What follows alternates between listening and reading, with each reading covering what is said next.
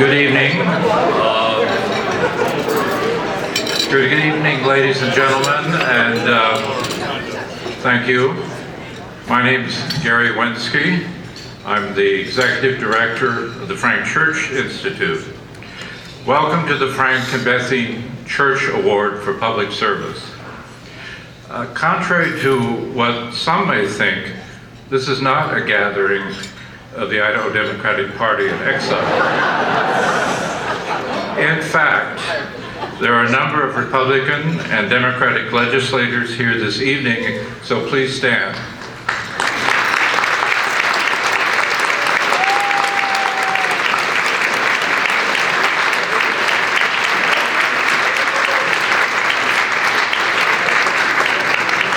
And welcome to all of you.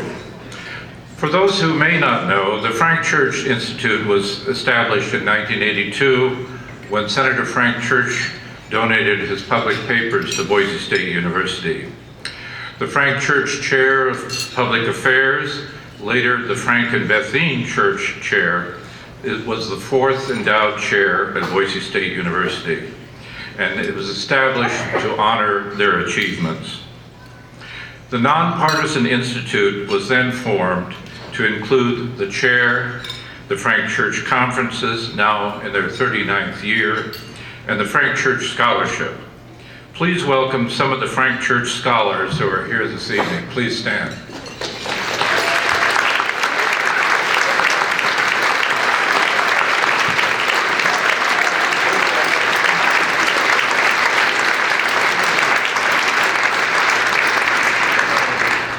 Through these entities, the Institute emphasizes those ideals that Senator Frank Church held dear. A strong belief in the rule of law, firmly based on reason, and an unwavering faith in the American political system.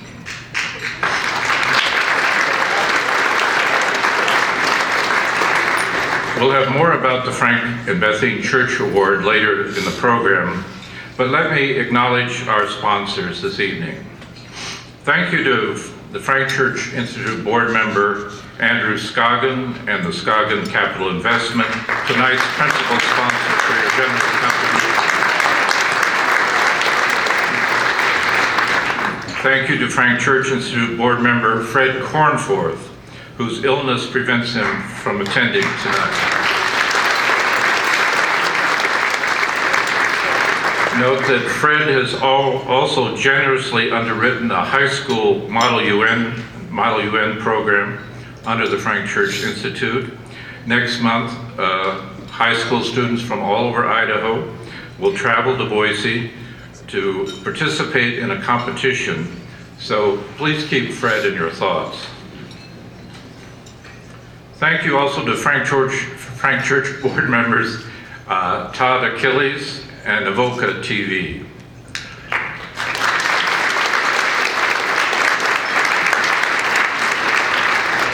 Although I've never seen Avoca TV, there is a billboard on Federal Way, so thank you also to Duft and Watterson for your advertising for Avoca.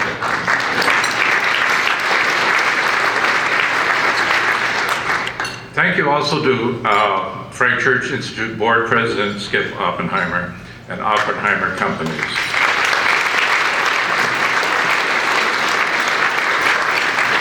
Not only for your generous contributions over the years, but for your time and your dedication to the success of the Frank Church Institute. It's been a great pleasure to work with you and to know you and Esther. Thank you. Finally, please join me in thanking all the Frank Church Institute board members. If you would all stand. We have a large board, so if all the board members would stand.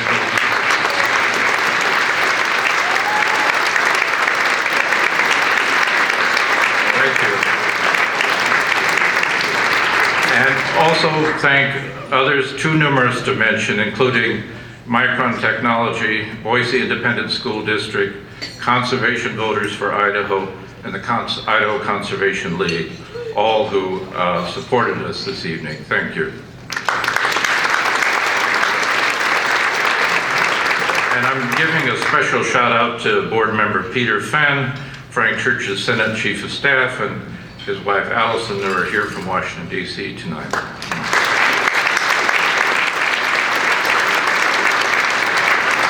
Boise State has benefited from great leadership. When Bethine Church asked me to become the executive director of the Institute in 2003, Bob Custer became president. Bob and Kathy, who are previous recipients of the Frank and Bethine Church Award, would have been difficult for any president to follow. But it's been our good fortune to have Dr. Marlene Trump succeed him.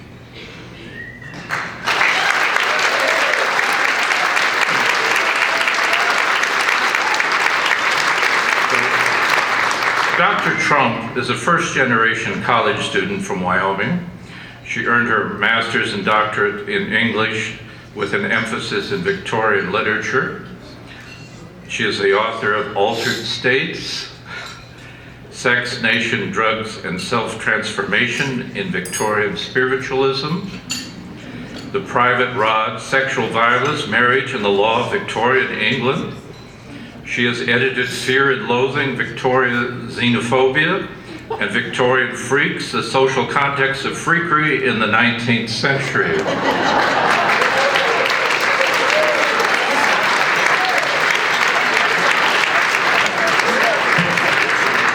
She is also writing a book on intimate murder, sex and death in the 19th century. So she has the perfect background to work with the Idaho legislature.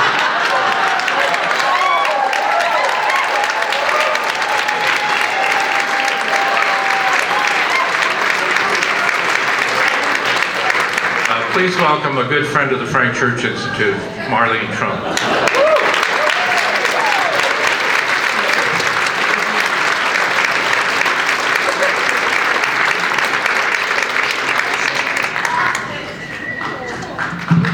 That was a good one, wasn't it? It is my great honor and pleasure to welcome you all to Boise State University, one of the most amazing institutions, not just in the West, but in the United States of America. We owe a great deal of that to the president who preceded me in this role, Dr. Bob Custer. Thank you, Bob.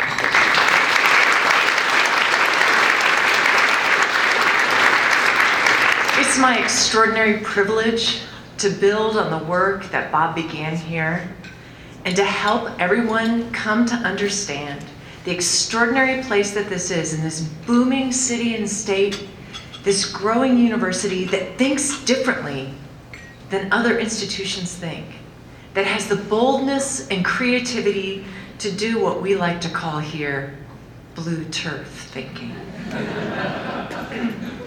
We are proud to be the home to the new Institute for Advancing American Values, which is in close partnership with our Frank Church Institute.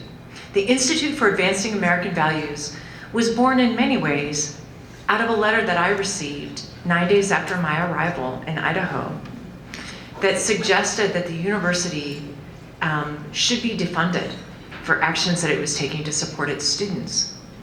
And my response to that letter was that we really needed an opportunity to talk with each other and to learn from each other, and that's what universities do.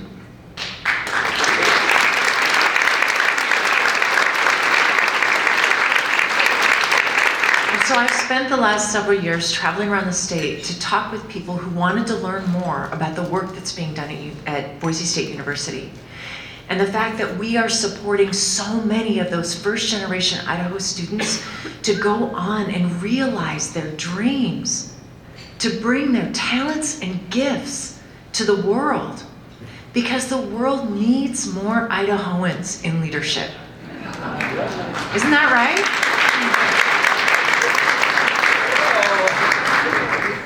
And if we are to give these young people the opportunity, we have to understand them and support them and know them. And when we began those conversations, people opened up their eyes and saw the incredible work this university was doing. And we said, wouldn't it be amazing If Boise State could be a national and international leader in supporting those kinds of conversations, that when people have complex problems to solve, have real issues in conflict, that they can actually come together and talk about them? What if we ask the question, what do you value? And let that be the place where we began, so we could find the common ground that could bring us together. And what's so exciting to me is how powerfully that folds into the work that the Frank Church Institute is doing right now on democracy. Our nation needs all of our voices raised, even when we disagree, in dialogue with one another, so we can make the best future together.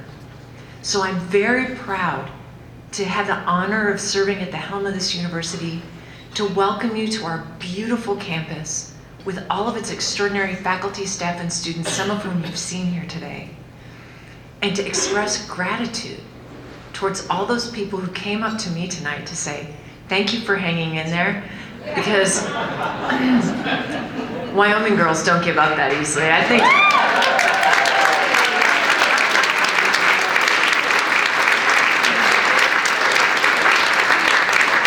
I want to thank Gary for the privilege of getting to offer you this welcome today, and to get to invite to the stage my friend and colleague Skip Oppenheimer. Thank you.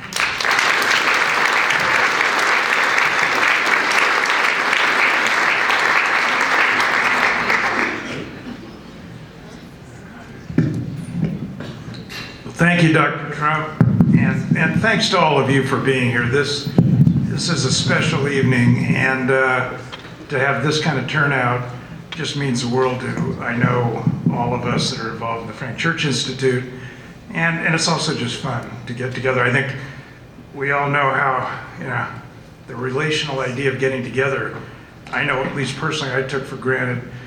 And through these last 2.5 years, it's made me appreciate more than ever just how important it is for people to get together personally and just have that interaction that is so important. So thanks, first of all, everybody, for being here and being part of this evening. One quick thing, I was told, can people hear okay? I was just told a minute ago that it is at least one person's birthday today, and that I should mention her name, which I thought I should mention anyway.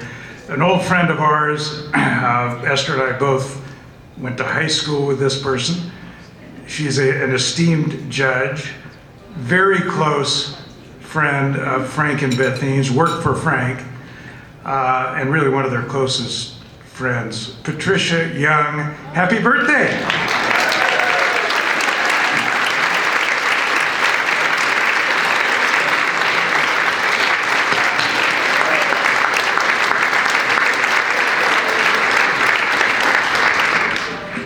So before I have the great pleasure to introduce Doug Brinkley, let me just make one other announcement for some of you who may not know this. I know many people here do, and there will be much more about this over the next several months.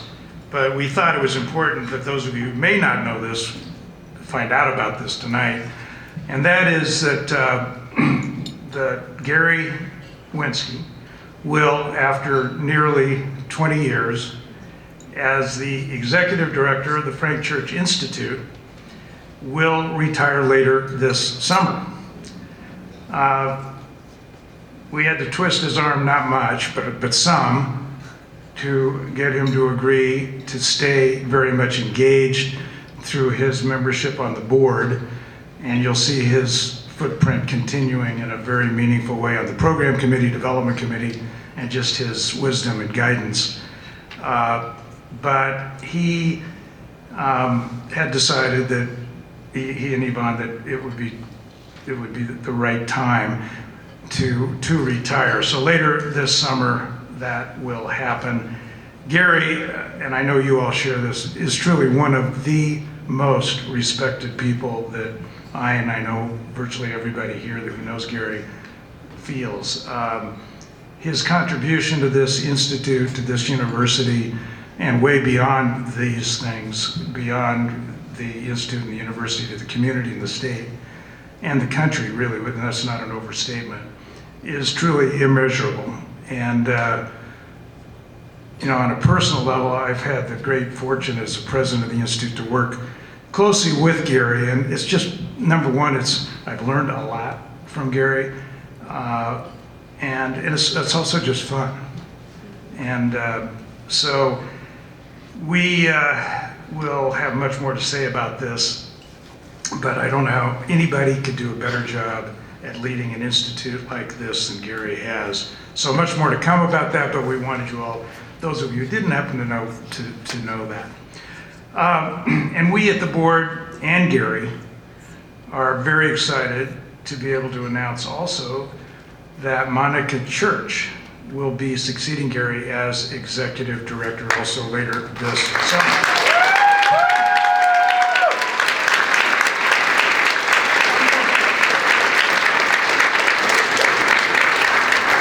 Her values, her legacy, her experience, her vision.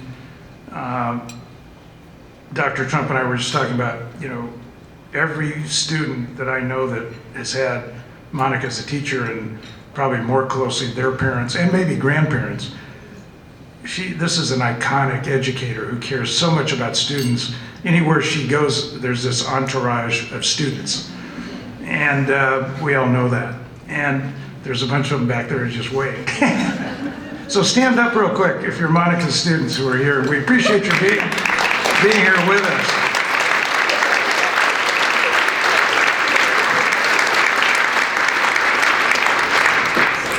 So, again, more to come about Monica, and she'll be up here speaking shortly, but we're just so excited to welcome you, Monica, on board, and to have you the incoming leader of this institute. And, we're all keenly aware, I think, of the importance of this time in so many ways and on so many dimensions, and to have a leader like Monica succeeding a leader like Gary, I don't know how it gets any better than that. So it'll be really good. And Monica, everybody on this board is so looking forward to working with you, and the acclaim and the support this board showed when Monica agreed to consider this position is a great kind of platform, I think, to build on. So Monica, thanks again, and we look forward to working with you.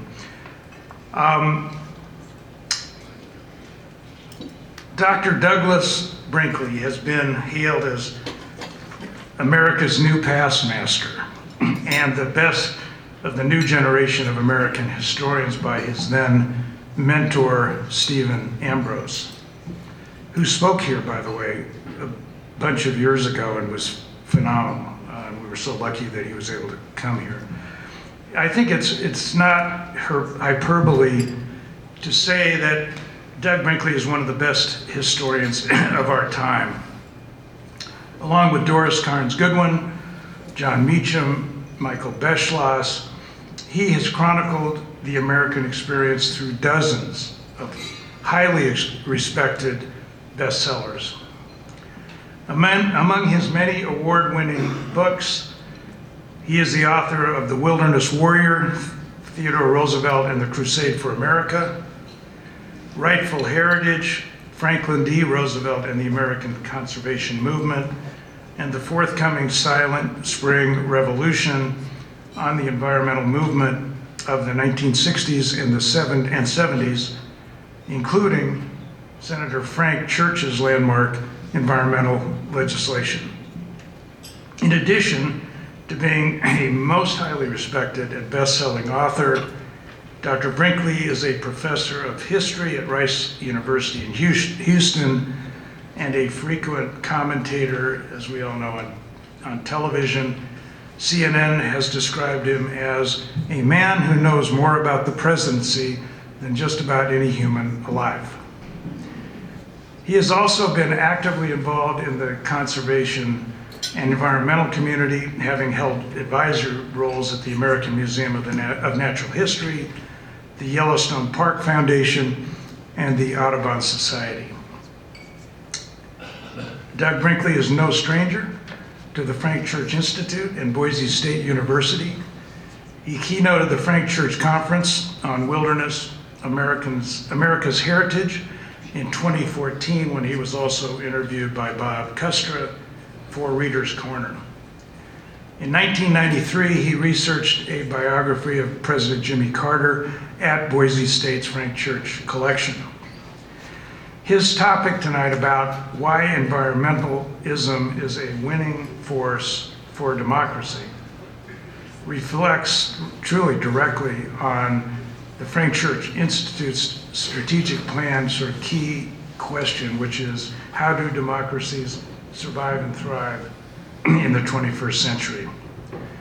Many of us have had the pleasure of getting to know Doug and his wife Ann and some of his family on his visits to Boise. He's a big fan of Boise, and it's been a true pleasure, Doug, for all of us to do so. So please welcome back a great friend of the Frank Church Institute, Douglas Brinkley.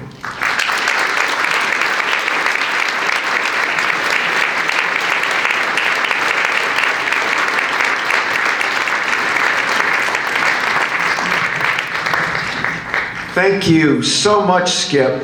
And you're right, it's a return visit to the Frank Church Institute. I keep wondering why you guys keep inviting me back, and I finally figured it out. I am part of the group of people that, men with comb-overs, come with my hair combed just like Frank Church. So when they see pictures of church, I remind them of him, I think. But you all have been so special. I've had my friend Alex is here, and Bob, and Monica, and Peter, and Gary hosts me in an amazing fashion whenever I come. Gary, thank you. I can't thank everybody, and I won't, but there's one group we want to thank before I start talking, and that is graduation is coming.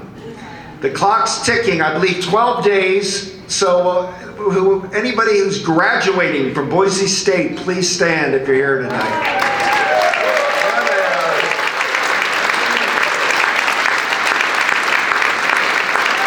Congratulations. The other thing I want to say, because it's a bipartisan crowd, I've noticed talking around the country, sometimes you use the word environmental, and people think of it as a Democratic term. It sort of became like tree hugger or climate change, and you can lose half the audience. If I say something like, don't we want to keep our local lake or river clean, everybody cheers. I think in the environment, it's a way to share in ways, whether you call it conservation, environmentalism, land stewardship, water stewardship. I think we have to be careful not to get too trapped in the terms. And so I've come to you to talk about environmentalism, not to preach to you about climate change and some of our challenges. But I wanted to pick up, did you notice the other day, guys, we had Earth Day, April 22nd, 1970, a few days ago, Earth Day. And I wanted to read just one line from Frank Church on that historic first Earth Day, 1970. Frank Church at that moment said that he said, quote, "Our rivers are clogged with filth. Smog is the air apparent in our large cities. Our eyes are assaulted by unrelieved urban ugliness. Much of our land is hideously defaced." On and on and on. In that fashion, he went on that first Earth Day. And while Gaylord Nelson gets the historic credit for being the father of Earth Day, the senator from Wisconsin who came up with the idea when he was speaking at a conference in Seattle in 1969 after the Cuyahoga River in Ohio caught on fire, and they decided to have the first Earth Day in Ann Arbor, which was called a teach-in, like the anti-Vietnam War movement. But the real person of note in the 1960s is Frank Church. My book that I'm writing, Church is front and center because he cared deeply about wild and scenic rivers, about wilderness, about endangered species, and he had the guts to speak out about it and not worry about party affiliation or being pulled in one way or another. He simply said what he thought, and that's that we all want to be inheritors of this earth, and we all want to make sure that his home state of Iowa stays wild. The beginning of that first Earth Day, just if I could, for 1970, to give you an idea how bipartisan it is, the National Environmental Policy Act that we're all living on now, it's Richard Nixon signing it at his home in San Clemente in between bowl games, January 1, 1970. Nixon's State of the Union address on January of 1970 is called the Environmental State of the Union. Nixon went full bore at it, said the 70s is going to be the decade of the environmental movement. He had, by that first Earth Day, it's true, Nixon was too nervous to participate because he thought it might be a communist